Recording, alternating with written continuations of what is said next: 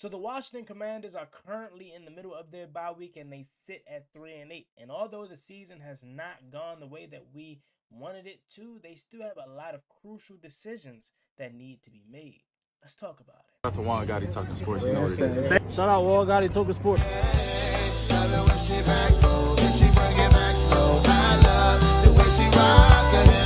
love the way she move it, shake it on me. When she cry for him, and Shawty is the winner. You can tell that Shawty love again now. She's confident.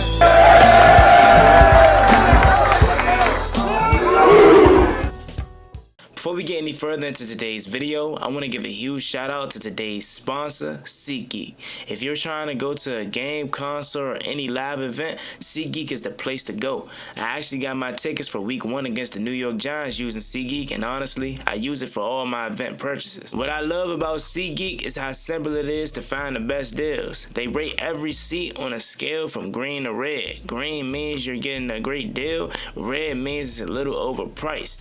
That way you know you're buying with confidence and getting your money's worth.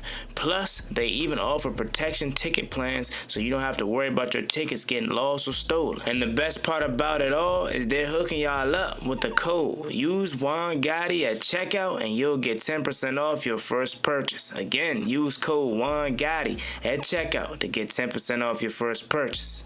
So what's up, y'all? It's your man Juan Gotti here, and I wanted to serve this video as kind of a reflection of what our season has been up until this point, and also talk a little bit about the future of the season, or off season that is, and just this team in general.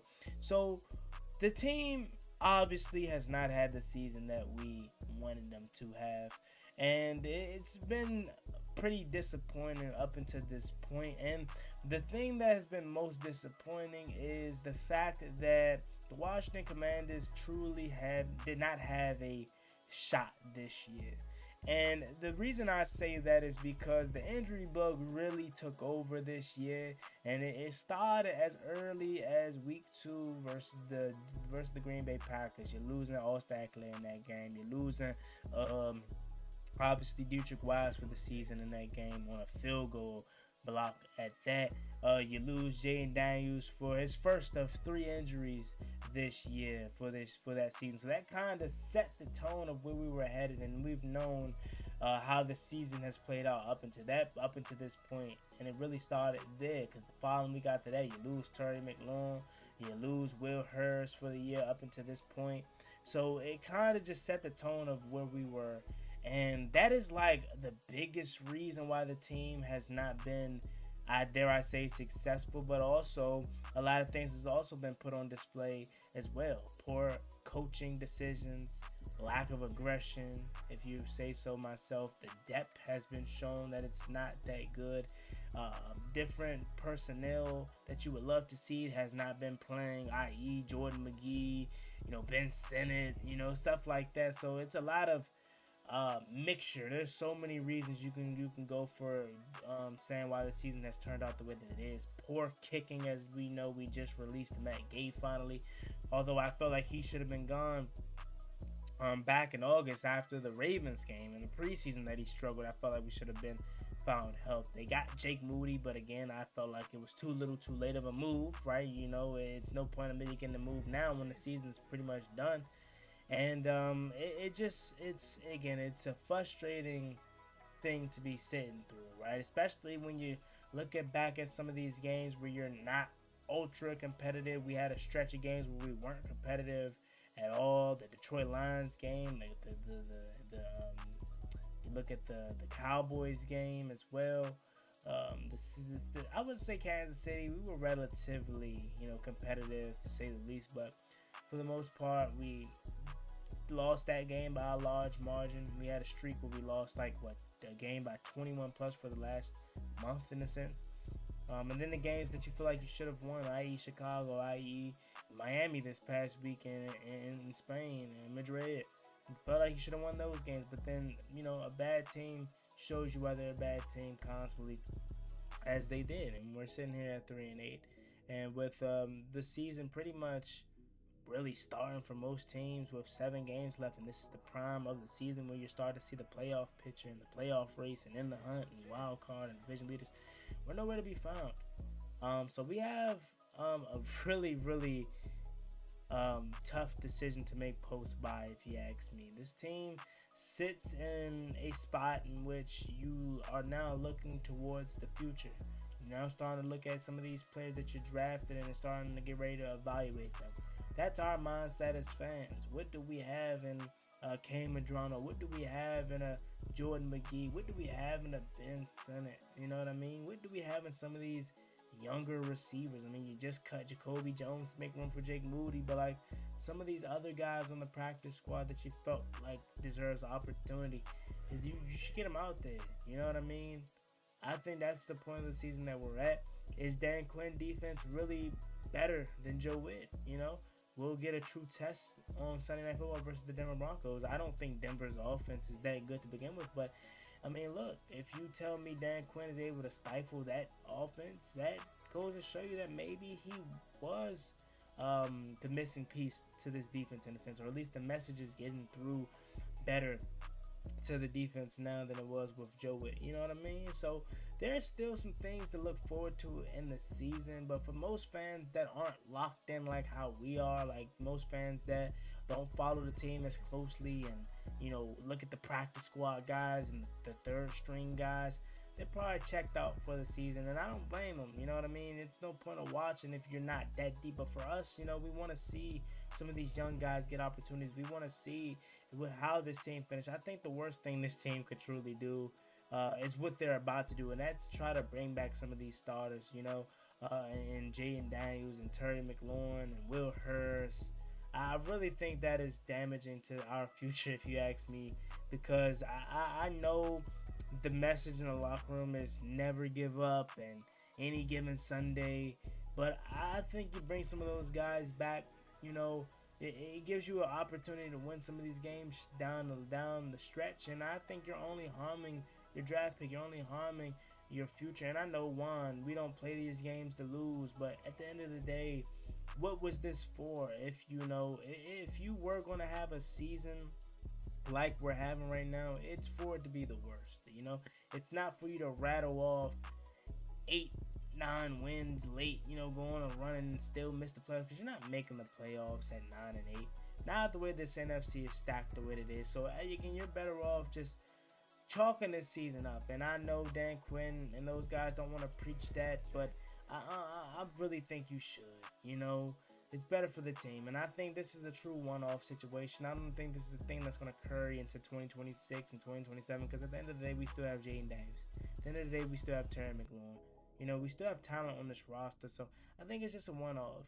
And speaking of the talent, that's the decisions that need to be made. Is Deebo Samuel a guy that you want to bring back or not? You know what I mean? We got like 30-plus expiring contracts this year. You know what I mean? And I think, quite frankly, out of all the 1-year deals that we have, essentially, I think Deebo Samuel is the guy that I feel like we need to bring back the most. I get he's 30 years old, but given the fact that he's produced, especially in the role that he wasn't asked to be put in, he deserves another contract, at least a 2-year deal. You know what I mean? And if he doesn't want to sign a 2-year deal, he wants more than that, then you can let him walk. But I think 2 vets, you know, Terry, Deebo, with a young guy that you got in your draft, along with Luke McCaffrey, who showed a little bit of some flashes before his injury. You know, Jay Lane, some flashes before his injury. I think you have the reason to bring back Deebo Samuel. You know, I think Washington is in a spot where they have to make some critical decisions. You know, again, is it smart to put Jaden Daniels back out there for the rest of this year? Do they subscribe to the theory that, oh, he needs the reps? Because I don't. I know you may disagree with me on that take, and that's totally fine. But I don't subscribe to the theory that he needs these reps, because Jaden Daniels' lack of success in your eyes this year has not been because of the lack of reps. It's been simply because he hasn't been able to stay healthy.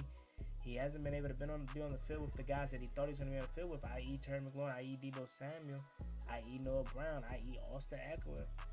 You know, he's throwing to Chris Moore. He's throwing to Robbie Anderson. He's throwing to these practice squad guys that you didn't expect to be out there, you know? So, again, I don't think 5 is slowed down or regressed at all. I think sitting at 10 total touchdowns and 2 interceptions throughout the year, like, given the fact that you missed, 6 games? Like, it's crazy.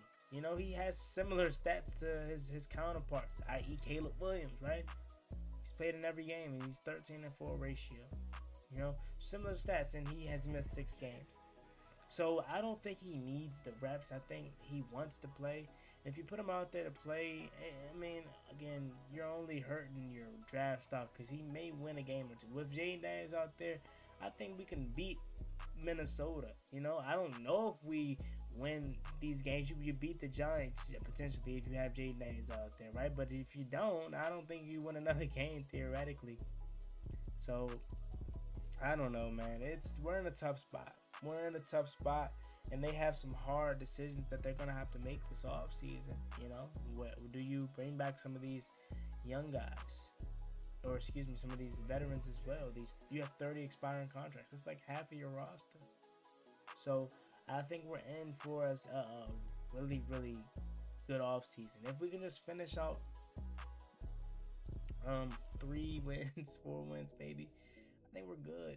I think we can get our top pick, and then we can potentially trade back or take a stud, and really truly rebuild the way that we need to, or recalibrate the way we need to. Because again, I don't think this is a rebuild that's going to last long, but hopefully this bye week gives them some time to think and gives them some time to reflect and plan accordingly. Again, I don't necessarily subscribe to the theory of putting 5 back out there, putting Terry back out there, but hey, what can we do about it if they decide to do that? You know, Will Hurst back out there, especially guys that aren't on expiring contracts. Like Jaden's gonna be here, Terry's gonna be here, Will Hurst is gonna be here next year. Like, it's no fun, you know.